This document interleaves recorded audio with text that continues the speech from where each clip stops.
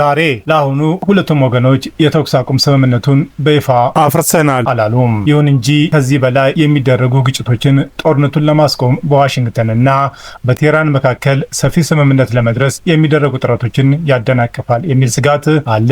ለምን ይሆን ስምምነቱን ለማጽናትስ ከባድ የሆነው? የወታደራዊ ታሪክ ባለሙያ የሆኑት ዳኒ ኦርባቺ እስራኤል ከኢራን ጋር ስምምነት ካልደረሰች የደህንነት ስጋቷን ችላ ማለት እንደማትችል ምልክት ሰጥታለች። ሊደርስ የሚችል ስምምነት የእስራኤል ፍላጎትን ካረጋገጠ እስራኤል ድርድሩን ትቀለብሳለች ሲል ከሮይተርስ ጋር በነበራቸው ቃለ ምልልስ ተናግረዋል። እውን እስራኤል ድርድሩን አምና ትቀበላለች? ከተቀበለችስ ምንስ እንዲሟላ ፈልጋለች? ዛሬ ቢቢሲ ያጸደቀው የውሳኔ ሀሳብ አስመልክቶ ተጨማሪ ማብራሪያ እንዲሰጡት ሴናተር በኢሜይል ጥያቄ ቀርቦላቸው የነበረ ሲሆን ይህ ዘገባ እስከተጠናከረበት ድረስ ምላሽ አልሰጡም። ሆኖም እርሳቸው ረቂቁን ባቀረቡት ዕለት በምክር ቤቱ ባደረጉት ንግግር አድዋ ለአፍሪካ አሜሪካውያን ያለውን ትልቅ ትርጉም አውስተዋል። በኮሎራዶ ግዛት የአውሮራ ከተማ ምክር ቤት እንደራሴና የሪፐብሊካን ፓርቲ አባል የሆኑት ትውልደ ኢትዮጵያዊ አቶ አምሳሉ ጸጋዬ ኤችአር 441 የተባለ ውሳኔ በምክር ቤቱ ባሉ ሁለቱም ፓርቲዎች ዲሞክራትና ሪፐብሊካን በከፍተኛ ድምፅ የጸደቀ መሆኑን ለቢቢሲ ተናግረዋል። የአድዋ ድል መታሰቢያ ቀን በቻናላችን የምንለው ይኖራል። አብረን እንከታተለው። ዜናዎቻችን ሰምታችሁ ላይክ፣ ሰብስክራይብ እና ሼር ያድርጉ። እስከዛሬ ላይክ፣ ሰብስክራይብ ላደረጋችሁ እንዲሁም ለምታደርጉኝ አድማጭ ተመልካቾች ልባዊ ምስጋና ይድረሳችሁ። እናንተ አቅም ብርታት ይሆንኛልና አመሰግናለሁ። ሁሉንም ከኢትዮ ፍቅሩ ዜና ወደሚደርሳችሁ ዝርዝር መረጃ አለፍኩ። አብረን እንቆይ።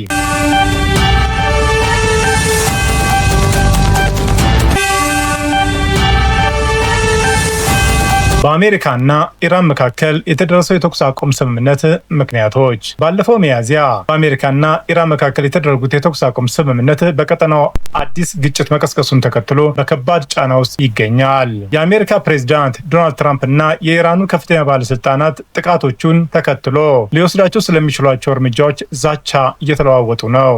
ሮብ ዕለት አሜሪካን ሄሊኮፕተሯ ተመቶ ከወደቀ በኋላ በኢራን ወታደራዊና የደህንነት ተቋማት ኢላማ አድርጋ መምታቷን ገልጻለች። የኢራን እስላማዊ አብዮት ዘብ በባህሬን፣ ኩዌትና በዮርዳኖስ አሜሪካ የጦር ሰፈሮች ላይ ጥቃት በመፈጸም ምላሽ መስጠቱን አስታውቋል። ይህ የግጭት መጋጋል የመጣው ባለፈው እሁድ ኢራን እስራኤል ላይ ሚሳኤል መተኮሷን ተከትሎ ነው። እስራኤል ምዕራብና ማዕከላዊ ኢራንን ኢላማ አድርጋለች። ይህ የተኩስ አቁም ከጀመረ ወዲህ በሁለቱም ሀገራት መካከል የተኩስ ልውውጥ ሲደረግ የመጀመሪያው ነው። ትራምፕ ሁለቱም ወገኖች የሚፈጽሟቸው ጥቃቶች እንዲያቆሙ ጥሪ አቅርበዋል። የአሜሪካው ፕሬዝዳንት ምንም ዝርዝር ውስጥ ሳይገቡ ኢራን አሁን ዋጋ ትከፍላለች ብለው ነበር። ፕሬዝዳንቱ ኢራን ሙሉ ለሙሉ ተሸንፋለች፣ ወሬ ብቻ እንጂ አቅም የላትም ሲሉም ተናግረዋል። ፕሬዝዳንቱ ይህንን ያሉት የኢራን የውጭ ጉዳይ ሚኒስትር አባስ አራጌች አገራቸው የትኛውንም ጥቃት ወይንም ስጋት ምላሽ ሳትሰጥ አትቀርም በሚል ካስጠነቀቁ በኋላ ነው። አባስ አራጌች አሜሪካን በጦር ሜዳ ተሸንፋለች ብለዋል። እንደ ባለሙያዎቹ ከሆነ 4 ምክንያቶች አሉ።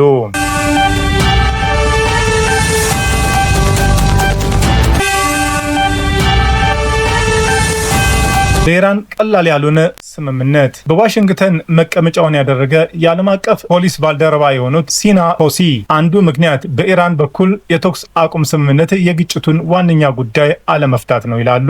ለዚህም በቴህራን ላይ የወደብ እገዳና ማዕቀቦችን ጨምሮ ከቀጠናዋ የአሜሪካ ወታደራዊና ምጣኔ ሀብታዊ ጫና ጎን ለጎን እስራኤል በሊባኖስ ያካሄደች ያለችውን ወታደራዊ ዘመቻ መቀጠልን አንጥረው ያነሳሉ። ማክሰኞው ዕለት ኢራን እንዲህ አይነቱን ጥቃቶች እንዲቆሙ ጥሪ ካደረገች ከአንድ ቀን በኋላ የእስራኤል ጦር የደቡብ ሊባኖስን ታየር ከተማን ደብድበዋል። ይህ ቴህራን ዋሽንግተን ጉልህ ኃይል እንድትይዝ የሚያደርግ የድህረ ጦርነት ስምምነት አድርጋ ማየቷን ከፍ ያለ ሲሆን ምንም እንኳን ሙሉ ለሙሉ የሚፈነዳ ጦርነት ቢያስቆምም የኢራን ባለስልጣናት ያልተረጋጋና ተቀባይነት የሌለው አድርገው ይመለከቱታል ይላሉ ቶሲ። ኢራን አሜሪካ ላይ የምታደርገው ወታደራዊ ጫናና በቀጠናዋ አጋሮቿን ኢላማ ማድረጓን በዝቅተኛ ዋጋ መቋቋም እንደምትችል ስጋት አላት ነው ሲሉ ያክላሉ። እንዲህ አይነቱ እርምጃዎች በቀጠናዋ መደበኛ ሁኔታ ሊሆን የሚችል ሲሆን ይህ የኢራንን አቋም በጊዜ ሂደት ሊሸረሽር የሚችል ነው። ባለሙያዎቹ የኢራን ባለስልጣናትን ቴህራን ትዕግስተኛ ሆና ባላንጣዎቻቸውን ወታደራዊና ምጣኔ ሀብታዊ ጫና እንዲያደርጉባት የሚፈቅድ ስምምነት ላለመፈረም የሀገር ቤት ጫና አለባቸው ይላሉ።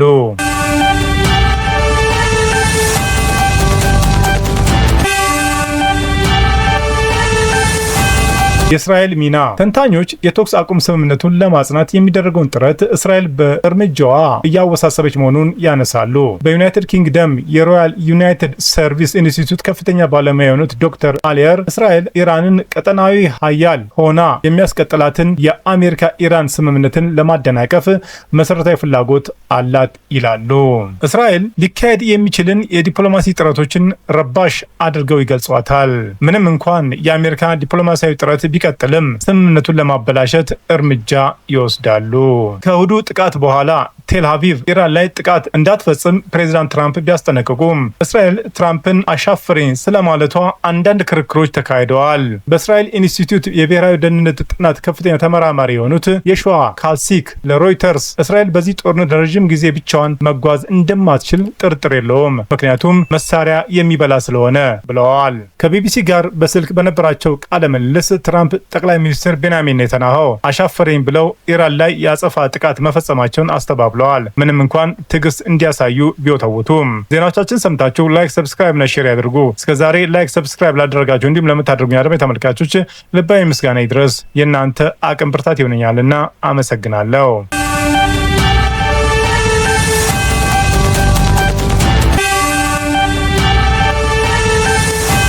ጥቃቶችን ጫና ለመፍጠር መጠቀም። ሶስተኛው ምክንያት ግጭት ማገርሸት የድርድሩን ስልት አካል ሆኖ መታየቱ ነው። ምንም እንኳን በአሜሪካና በእስራኤል ወታደራዊ ጫና ማዕቀብና የወደብ እገዳ ቢደረግባትም የኢራን መሪዎች በቦታቸው የጸጥታ መዋቅሩንም ሳይበታተን ይገኛል። ተቀናቃኞች እንደተተነበየው የውስጣዊ አለመረጋጋት እምብዛም እክል አልሆነም። ተንታኞች ይህን የኢራንን የአይበገሬነት መንፈስ አጠናክሩታል ይላሉ።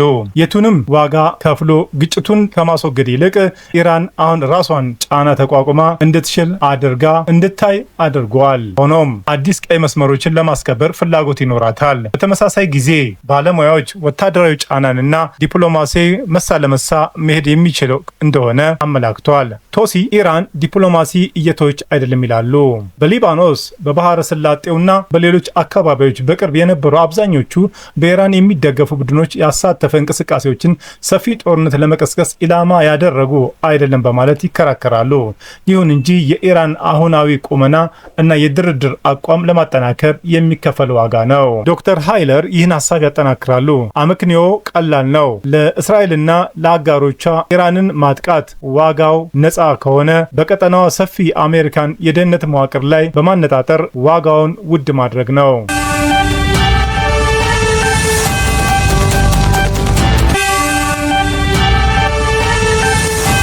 የአሜሪካን ድጋፍ። የመጨረሻው ምክንያት አሜሪካ ሚና እና ጫናዋን የት ድረስ ለመውሰድ ፈቃደኛ ናት የሚል ነው። እንደ እስራኤል ዋነኛ ወታደራዊ ደጋፊ ዋሽንግተን መሳሪያ፣ ገንዘብና የዲፕሎማሲ ድጋፍ ታቀርባለች። ይህ በግጭት ሂደቱ በሙሉ ከፍተኛ የኃይል ምንጭ እንድትሆን አድርጓታል። ሃይለር ይህ የኃይል ሚዛን ደካማውን የተኩስ አቁም ለመረዳት ሁነኛ ነው ብለው ይገምታሉ። ዋሽንግተን ቴል አቪቭ አቋሟን እንድትለውጥ ከፈለገች እንድትለውጥ የሚያስገድድ ኃይል አላት ይላሉ። ድጋፉ ገደብ እንዳለው ማመልከቷ ብቻ እንኳን የእስራኤልን ትኩረት ወዲያውኑ ይገዛል በማለትም ያክላሉ። ይህ የኃይል ሚዛን በዚህ መልኩ ለመጠቀም ካልፈለገች ይወሳሰባል። የኃይል ሚዛኑ አለ፣ ነገር ግን ለመጠቀም ፍላጎቱ የለም።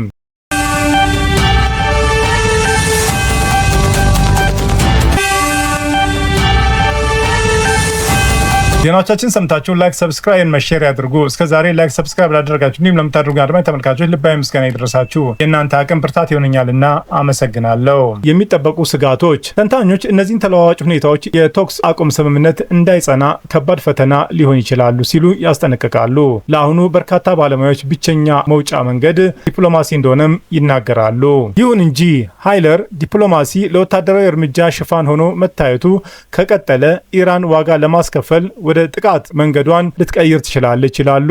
እንዲህ አይነቱ ለውጥ እንደ ባለሙያ በሁለቱም ወገኖች ግጭቱ እንዲባባስና የበለጠ አደገኛ እንዲሆን ያደርጋል።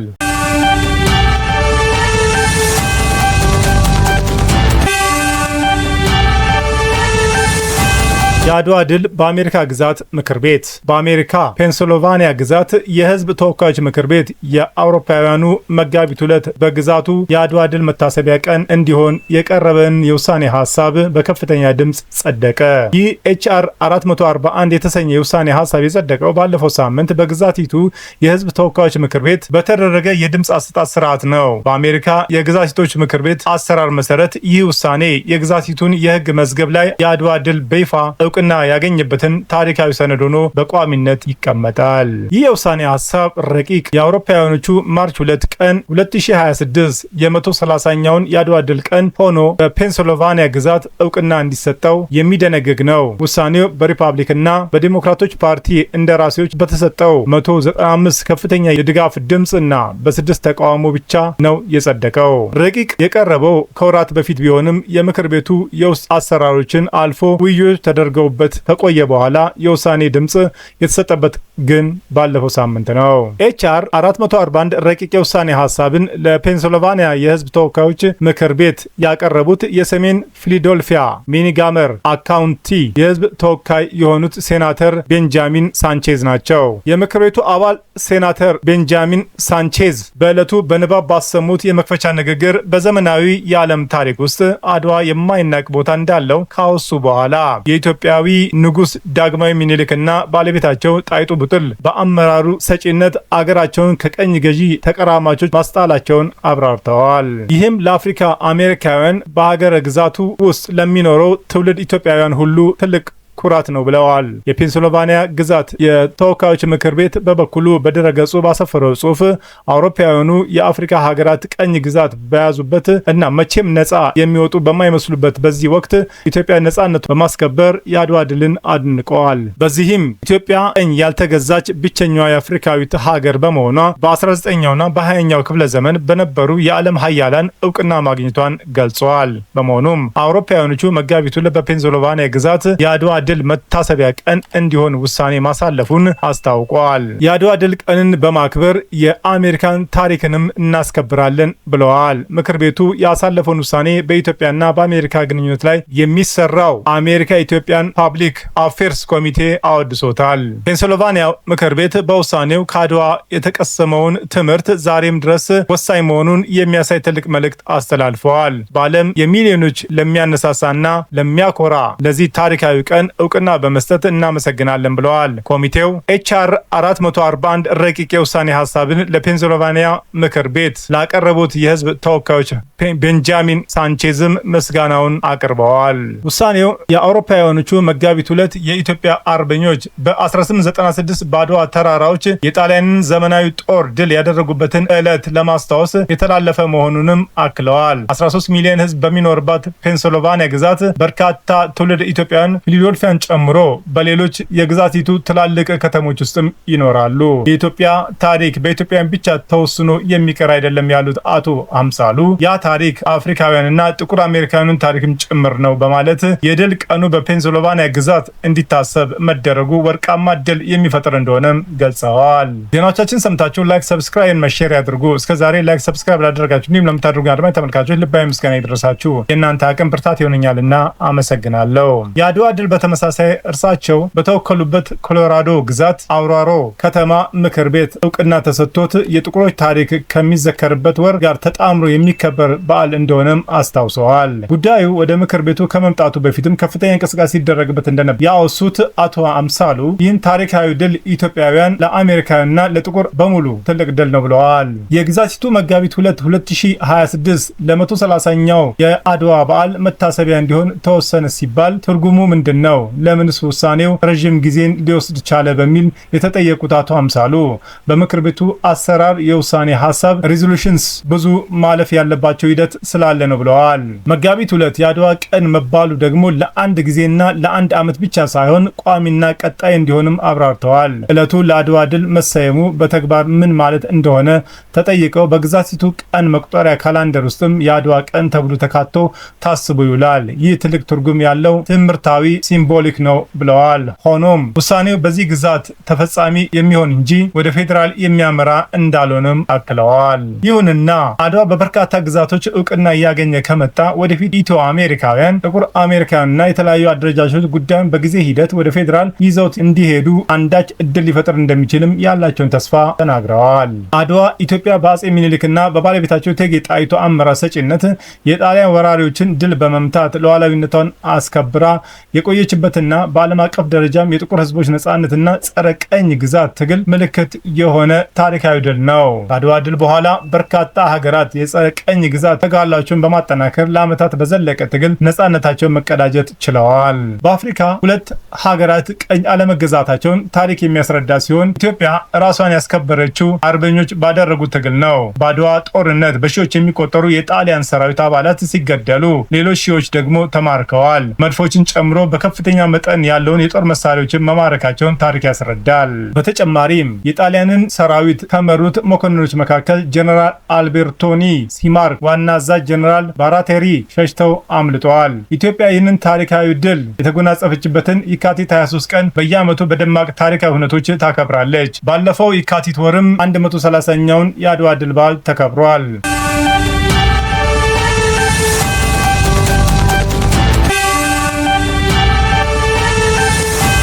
ቻናሌን ስትከታተሉ ስለቆያችሁ ታላቅ አክብሮት አለን። ውድ የቻናሌ ተከታታይ ቤተሰቦች በመላው ዓለምና በአገር ቤት ላላችሁ ሁሉ በየዕለቱ ስኬት እንዲገጥማችሁ እንመኛለን። ዜናዎቻችን ሰምታችሁ ላይክ፣ ሰብስክራይብ፣ ሼር ማድረጉ እንዳይዘነጋ እንዲሁም ድጋፋችሁ አይለን። በሌላ መረጃ ተመልሰን እስክንገናኝ በያለንበት ቦታ ሰላምና ጤና ይብዛልን።